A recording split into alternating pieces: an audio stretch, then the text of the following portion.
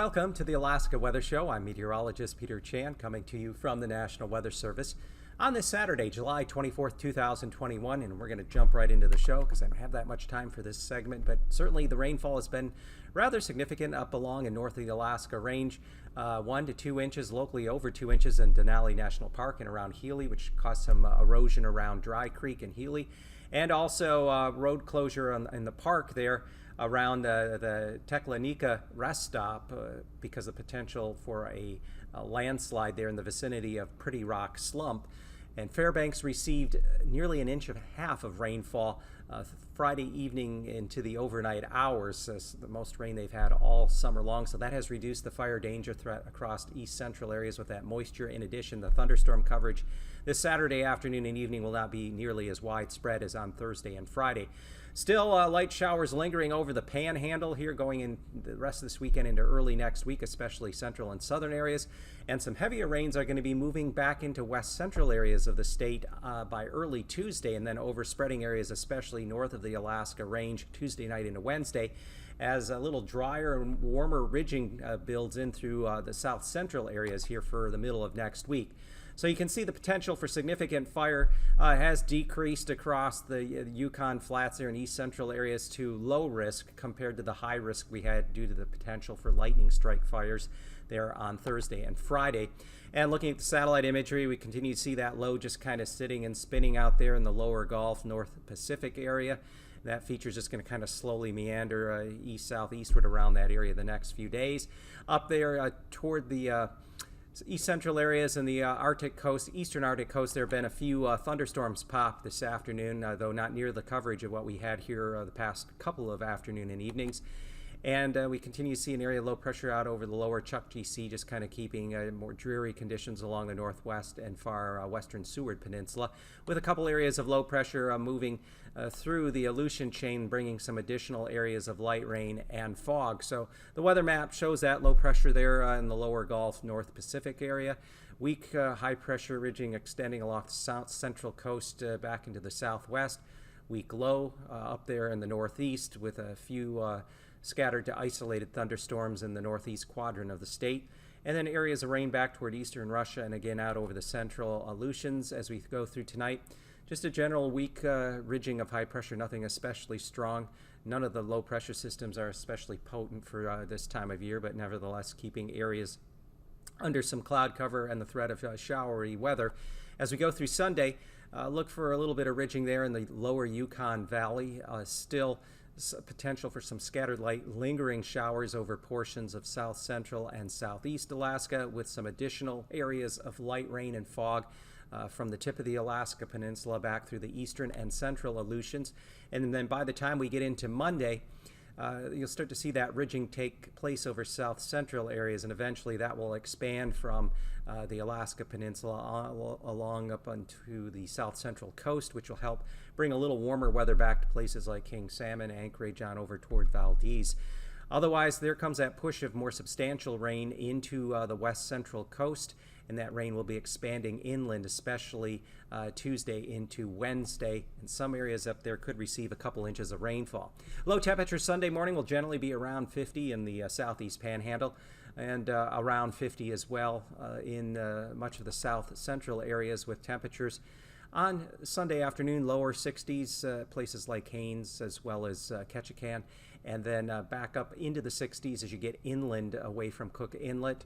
And then as we go through Monday morning, lows will generally be around 50 in the southeast panhandle and lower 50s across much of south central areas, with high temperatures again area-wide generally in the 60s, so close to normal for this time of year. Up along the Arctic coast, upper 30s, lower 40s, also 40s there in the Seward Peninsula, and generally around or a bit above 50 in the Yukon Valley. Warmest temperatures in the lower to mid 70s will be up through the Yukon Flats, Fairbanks, Eagle, but further west readings will stop in the 50s and only 40s along the immediate coastline. And then as we go through Monday morning, similar lows, upper 30s to 40s there along the northwest coast, and otherwise getting down to around or a bit above 50 in the Yukon Valley, with temperatures across much of the interior in the 60s to perhaps lower and mid 70s in a few of the warmer spots. Across the southwest, Lows tonight will generally be near 50, upper 40s along the coast, extending out into the Aleutians. For Sunday afternoon, we should see highs getting back up to maybe 65 at Antioch, 69 at McGrath, 65 toward King Salmon, and areas out through the Aleutians in the mid-50s. And then Monday morning lows will generally be in the lower 50s across the interior of the Southwest, upper 40s to around 50 degrees as you go out the length of the Alaska Peninsula and the Aleutians, with high temperatures Monday afternoon generally back up into the 60s, except a bit cooler at places along the coast like Nome down toward Nunavik Island. And a look at our temperature outlook here as we close out the month of July 30th through August 3rd. Temperatures are forecast to average above normal through east central areas, a little below normal around Yakutat there, kind of in the southeast, northern southeast, and then also along the west coast.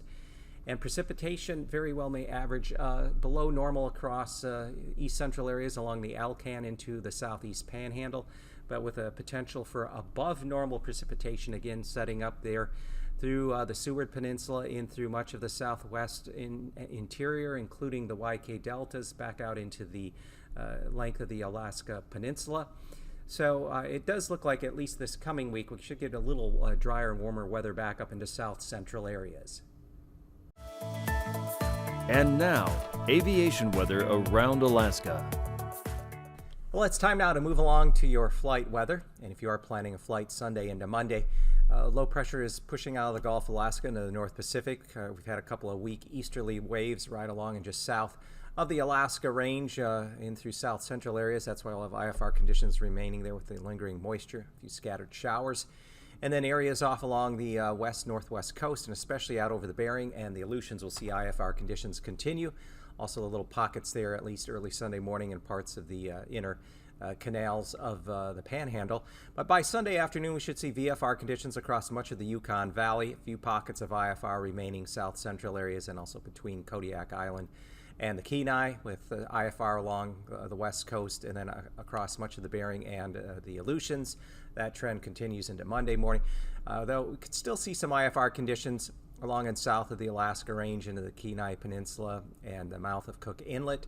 Also areas of the west and western portion of the Brooks Range, especially the south slope.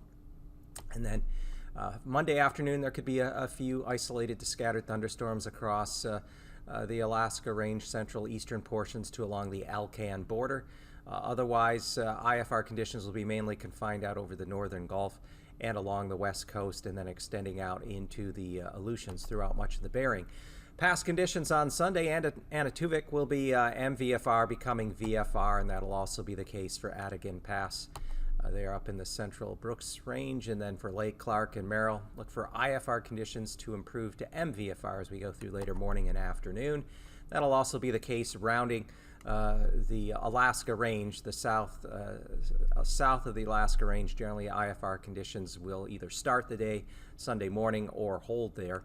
And then as we get to Windy Pass, look for IFR to become MVFR with a better chance of MVFR conditions out there, the north entrance. And the same thing for Isabel. Look for IFR conditions tending to hold along the south entrance, MVFR to the north. Mentasta should generally be able to just hang on to MVFR conditions throughout the day Sunday. Tanita looks like it'll be socked in with IFR conditions on Sunday, as will Portage. And then heading off toward the east there, Chilkoot and White in the northern portion of Lynn Canal as you get up there. IFR conditions trying to improve to MVFR later in the morning and afternoon. Freezing levels are generally below 8,000 feet across the southeast panhandle. A little bit above 10,000 feet now up in the northern Yukon. Much of the state has seen freezing levels between 8 to near 10,000 feet along the Yukon Valley, but below 8 to near 6,000 feet on the north slope, and still between 10 and 12,000 feet as you extend out along the Aleutian chain. Icing potential does exist in the southeast, still between 10,000 and 14,000 feet, rather isolated though. 16,000 to a flight level of 22,000 feet along the central and eastern Aleutians. A couple areas of weak low pressure passing through there, and then up through central coast, western coast, 15,000 to a flight level of 20,000 feet, and then between 10 and 15,000 along the northwest coast. Upper level winds strongest coming onshore, southwesterly there into British Columbia, 70 to near 80 knots. And then back through the eastern and central Aleutians, northwest winds aloft upwards to 85 knots at 30,000 feet, bringing it down to 9,000 feet, closer to mid-levels. We have that circulation of the Gulf of Alaska low that's drifting now down into the North Pacific, but that's way out away from the mainland. And then we have low pressure, weak low pressure there, the eastern Bering, bringing northwesterly winds upwards to 50 knots to the eastern Aleutians. And as we come down to 3,000 feet, you'll see low pressure circulation still there between the Gulf of Alaska and North Pacific. The one that's just to the north on the Bering side of the Alaska Peninsula, with winds out of the north-northwest to 40 knots there through the eastern Aleutians.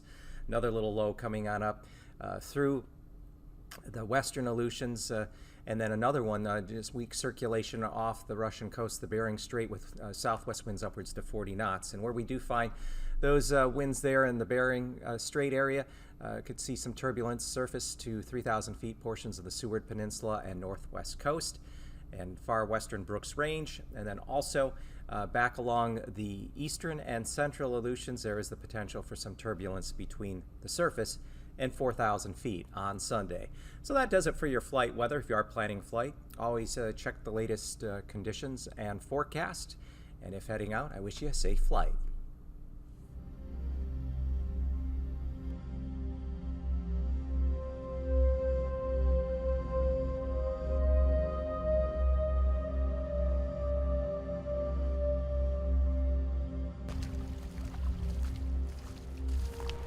When I first started working here in the early 90s, this is where the glacier was. I mean, where we're walking right now would have been a pile of gravel that had been pushed up by the glacier, and then we would have had 100 to 200 foot high cliffs of ice right here. And as you can see, that's changed quite a bit.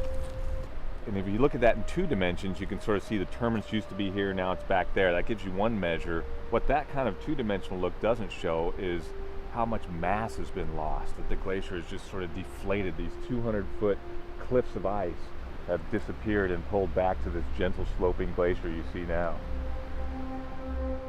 When I was working in Kenai Fjords National Park, I used the topographic maps to navigate where I was, and I realized that the mapping of the glaciers was really off. The glaciers had receded a lot. There were new rivers and lakes that were establishing where the ice used to be or should have been according to the maps. And so then I did a study on this and found out that we had a 5% loss of glacier ice mass in the Kenai Fjords area between 1950 and 1985. Big change. You know, one of the most compelling things we do, though, to document glacier change is simply take photographs. We've had repeat photography projects here at the park. They may not give you the most accurate data in terms of how much mass or real specific measurements, but what they do give you is a visual representation that can't be argued with. I mean, it really requires no interpretation.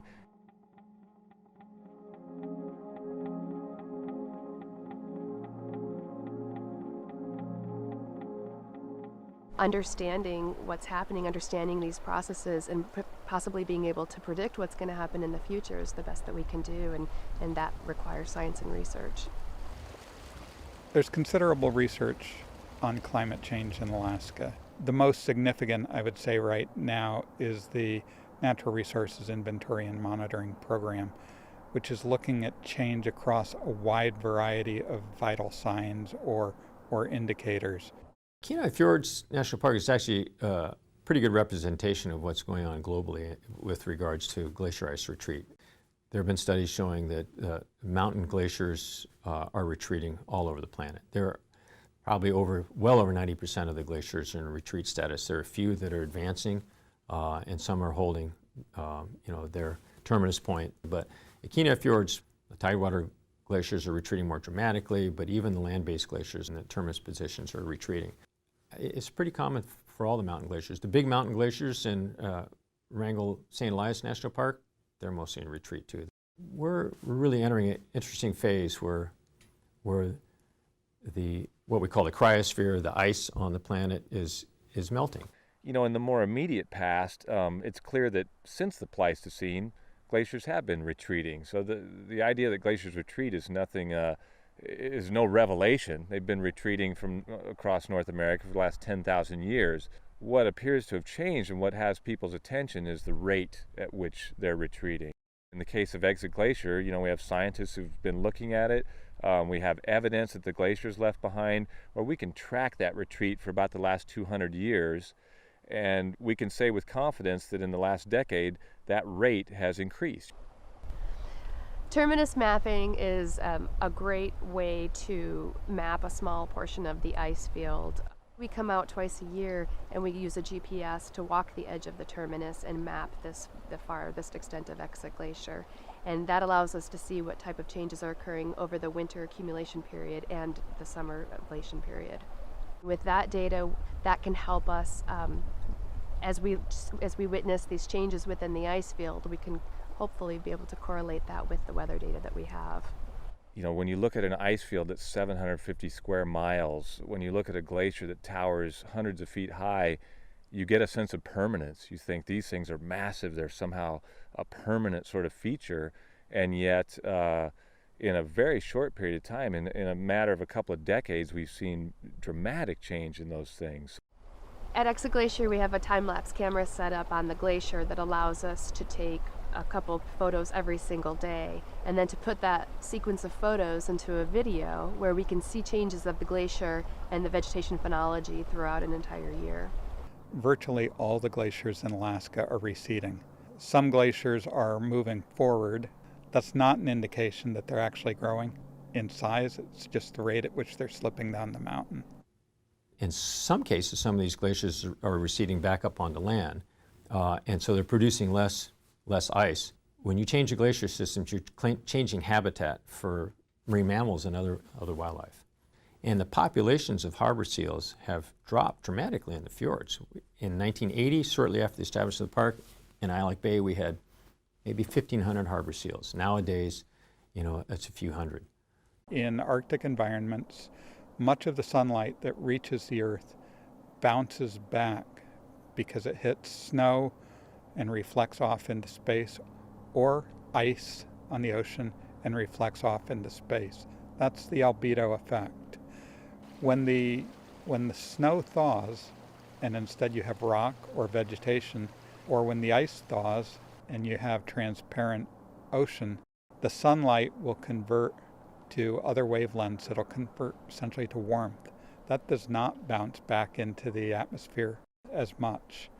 So consequently, you get a warming of the ocean, you get a warming of the ground, you get a thawing of frozen soils or permafrost, you get a more rapid thawing of sea ice. So once the ice and once the snow is off of the surface, the rate of warming increases considerably. If you're driving out to Exit Glacier, you'll actually start to see signs along the side of the road that have dates on them. Visitors sometimes are confused. They think they're elevations or something until they get up to the glacier and realize, oh, those were all date signs along the road that were telling me when the glacier was there. Another thing that's been happening in the Exit Glacier area in recent years is this flooding that comes at a time we're not used to. We're used to having maybe some flooding in the fall when we have a lot of heavy rain. This has suddenly been some flooding that's coming in the middle of the summer, usually not associated with precipitation events. It's associated with warmer weather and melting. When you walk down one of our trails that leads to Exit Glacier, there are a number of ways to get out there, but what used to be the main route is no longer really the main route because of the way the glacier has changed. So this main route to the glacier used to provide dramatic views of the glacier as you walk towards it. In fact, there was a large kiosk built at the end of this trail for people to stop and rest and enjoy the view of the glacier. Now, if they stop and rest at this kiosk, people think, why did the park put a kiosk here? Because it looks out at some shrubs. There's no glacier within view anymore. The way we solve big problems like this is not all at once. There's a thing called the Sokolov's wedges, and you just take a little bite of the pie, one sliver at a time. So we try to do incremental changes. When we talk to people about our concerns about climate change, about the changes that are happening to the glacier, we also want to leave them with some idea of what we're doing to mitigate some of the effects of climate change. For example, here at the park, as we retire vehicles out of our fleet, we try to replace them with electric vehicles or hybrid vehicles. We've done things like at the Glacier Nature Center, helping to sort of experiment and install a cutting-edge fuel cell, as opposed to running some traditional power source out there that relies on some sort of more greenhouse-producing gas. My main hope for the future is that people get the message that the planet is changing fairly rapidly in places, particularly places like Kenai Fjords National Park, and that it is, we think, there's good evidence it's a result of atmospheric changes, which are measured in terms of human inputs into the atmosphere. The rapid rate at which these glaciers are changing now offers us the opportunity to talk about this place as a way of looking into the future. In a lot of parts of the country, climate change issues are a little more subtle, and we can point here and say, look how fast this is changing. This is what the future holds for perhaps a lot of us and a lot of the planet as climate continues to change. I'm optimistic that people and nature will adapt to change, but my expectation is that change will occur. Time will tell.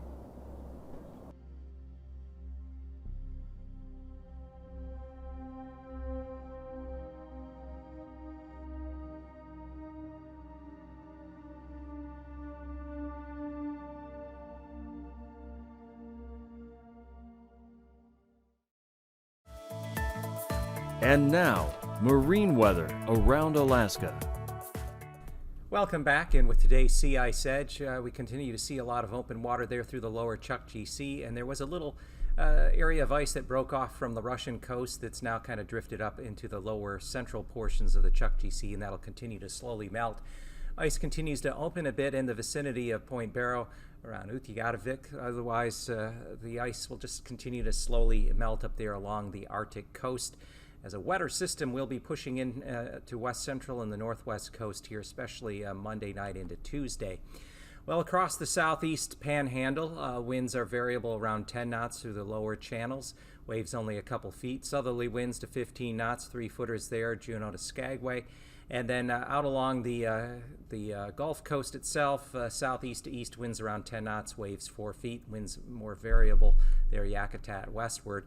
And then on Monday, look for the inner waterways to have southeast to south winds 10 to 15 knots and waves 2, maybe as much as 3 feet up there in Lynn Canal. And then along the areas north of Sitka, the wind will generally be out of the north-northwest around 10 knots and waves area-wide only 3-4 feet. Also on Sunday across south central areas, variable winds out over the Gulf into Prince William Sound around 10 knots with waves of only 2 to 3 feet. A little bit more of a channeling there in through Cook Inlet from the south, having a southerly component, 15 to 20 knots and waves 4 to maybe as high as 6 feet. Then on Monday, look for winds trying to become a little more southwesterly from Prince William Sound to off the Kenai at 10 to 15 knots. Waves still there, only 2 to 3 feet. And in Cook Inlet, winds either variable or with a bit of a southerly component around 10 knots and waves 2 to 3 feet. Across the Alaska Peninsula, we are looking at variable winds around Kodiak Island with waves of 2 to 3 feet, and then picking up from the south and southeast out toward the end of the Alaska Peninsula, Cold Bay, False Path, Sand Point with waves running 3 feet or so. And then for Monday, winds will turn a little bit more easterly, a weak area low pressure just clipping the tip there of the Alaska Peninsula, so we'll see east to northeast winds around 15 knots or so. 4 to 5 feet on the North Pacific side and 2 to 5 feet on the Bering side. Winds will be a bit brisker there across the eastern half of the Aleutians on Sunday from the southwest to west at 30 knots, waves 8 feet or so on the North Pacific side, 9 to 10 feet on the Bering side, less or so as you get west of Adak, south-southwest winds 20 knots, waves 6 to 7 feet. And on Monday, kind of a mishmash of conditions. Northwest winds on Alaska, Dutch Harbor, 20-25 knots, waves 6 to 7 feet. Variable north of Atka, and south-southwest 15 knots, 5 to 6 feet there. South of Atka in the North Pacific, and then westerly west of Adak, and winds 15 to 20 knots from the west, waves running around 6 feet. Along the west coast, winds will generally be from the south, 15 to 20 knots up through Norton Sound with waves of 3 to 4 feet. And then on Monday, continued more of a southerly flow ahead of a frontal system that's going to bring in a push of rain especially as we head through the latter half of Monday and early Tuesday. South winds 20-25 knots and waves 4 to 5 feet. As we go up along the northwest coast and as we go up off Port Clarence and Wales, winds will pick up into the lower Chukchi Sea at 20 to 25 knots, waves 4 to 6 feet. And along the eastern portion of the Arctic coast, winds will be southwest to westerly at 10 knots, and just the ice tending to hold and slowly melting there. And then as we go through the day on Monday, look for winds along the west coast from the Seward Peninsula on up through Wainwright. South-southwest 15 to 20 knots, waves a few feet through the Strait and lower Chukchi Sea, with ice still in place there west of Prudhoe Bay to Utqiagvik and out of the south at 15 knots. And a quick check of the weather maps. We continue to see a weak area low pressure just kind of meandering along the boundary of the Gulf and North Pacific. And then out toward the lower Chukchi Sea, weak low pressure continues to sit and spin there, and a couple of weak waves of low pressure working their way through the Aleutians, bringing areas of fog and light rain. And the feature over the Gulf, North Pacific, just kind of sits there, continues to push some additional moisture at times up into the lower panhandle, lower half there, where they'll continue to see on again, off again showery weather through early next week. There will be a healthier push of rain moving into western areas late Monday and early Tuesday, and that will bring some locally heavier rainfall, perhaps of a couple of inches there, especially in the Seward Peninsula. And that does it for our show. Thank you for watching, and be sure to join us again tomorrow night. These forecasts are for planning purposes only. Call 1-800-WX-BRIEF for a formal pre-flight briefing. Always file a flight plan before you go flying. The U.S. Coast Guard Auxiliary urges you to leave a float plan with a friend or the harbor master before you go boating.